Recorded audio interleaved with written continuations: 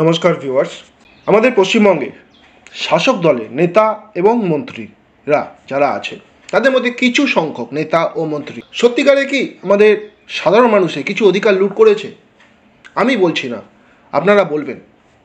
আজকের এই প্রতিবেদন আপনাদের উদ্দেশ্যে। তার আগে বড়দেরকে প্রণাম এবং ছোটদেরকে ভালোবাসা জানিয়ে আজকের ভিডিও শুরু করছি। সত্যিকারে কি সাধারণ মানুষের কিছু অধিকার কেড়ে নিয়েছে শাসক দলের কিছু নেতা ও মন্ত্রী লোকেরা? আর যদি সত্যিকারে হয়েই থাকে, আর সেই কাজকে দরাজ সার্টিফিকেট আমাদের রাজ্যের সুপ্রিমো মাননীয় তাদেরকে রিয়েল হিরো বা বীর বলে যে পাশে থাকার ইঙ্গিত, সেটা হয়তো সত্যিকারের সাধারণ মানুষ আর নিতে পারছে না, এবং সেটা শাসক দলে কিছু মন্ত্রী, এমএলএ এবং এমপি সকলেই বুঝতে পেরে গেছে। কেন বলছি বলুন? অবশ্যই দেবের ইস্তফা।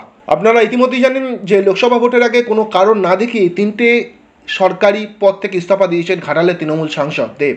আর আজকে আমাকে অবাক করলো, তার পাশাপাশি আরও যে খবরটি, অন্দরের খবর, ভেতরকার খবর পাচ্ছি, সেটা শুধু দেব নয় দর্শক বন্ধুরা, দেবের পাশাপাশি যে দুটি নাম আরও উঠে আসছে সেটি হলো মিমি এবং রাজ চক্রবর্তী। জানা যেটা যাচ্ছে যে দেবের পাশাপাশি এই দুটি নাম যেটা বলা হচ্ছে, এই দুজন নামেরও তৃণমূল অর্থাৎ শাসক দলের সাথে সম্পর্কের অবনতি ঘটেছে বলা হচ্ছে। কিন্তু আবারও বলছি দর্শক বন্ধুরা, এবং মধ্যবর্তীকার দূরত্ব ইতিমধ্যে কিন্তু বেড়েছে। আবারও বলছি, শোনা যাচ্ছে, কোনোটাই কিন্তু প্রমাণিত নয়, তা তো শুধু সময়ই বলবে। কেন বলছি দর্শক বন্ধুরা? কারণ শাসক দলের সম্প্রতি যত মিছিল হয়েছে, মিটিং হয়েছে, আপনারা দেখতে পেয়েছিলেন কি দেব, মিমি এবং রাজ চক্রবর্তীকে?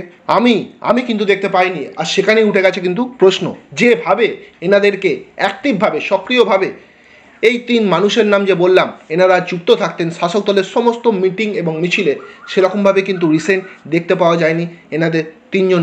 সেখানেই উঠে গেছে কিন্তু উঠে যাওয়া প্রশ্নটি যে সত্যি, তার প্রমাণ কিছুটা দিয়ে দিয়েছেন কিন্তু সাংসদ দেব ইস্তফা দিয়ে। বাকি রইল মিমি এবং রাজ চক্রবর্তী। আবারও বলছি, তা তো সময়ই বলবে। আর এটা যদি সত্যি হয়ে থাকে দর্শক বন্ধুরা, তাহলে কারণটা কি? অবশ্যই আমি বলবো না, আপনারা বলবেন ভিডিও কমেন্ট বক্সে। এ ব্যাপারে যদি আপনাদের কিছু বলা থাকে, অবশ্যই কিন্তু আমাদের ভিডিও কমেন্ট সেকশনে তা জানাতে পারেন।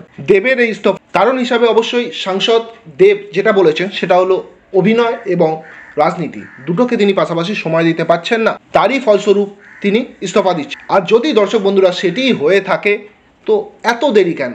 এর আগেও তো তিনি রাজনীতি এবং অভিনয় দুটো সমতালে অ্যাক্টিভভাবেই করে আসছিলেন। তবে কি এটা মিথ্যা অজুহাত মাত্র?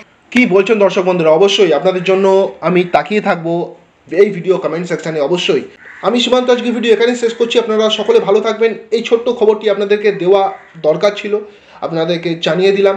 আবারও বলছি, এটা প্রমাণিত নয়, এটা কিন্তু গুঞ্জন মাত্র। তবে প্রমাণিত কি প্রমাণিত নয় তা কিন্তু সময় বলবে। ভালো থাকবেন, সুস্থ থাকবেন, নমস্কার।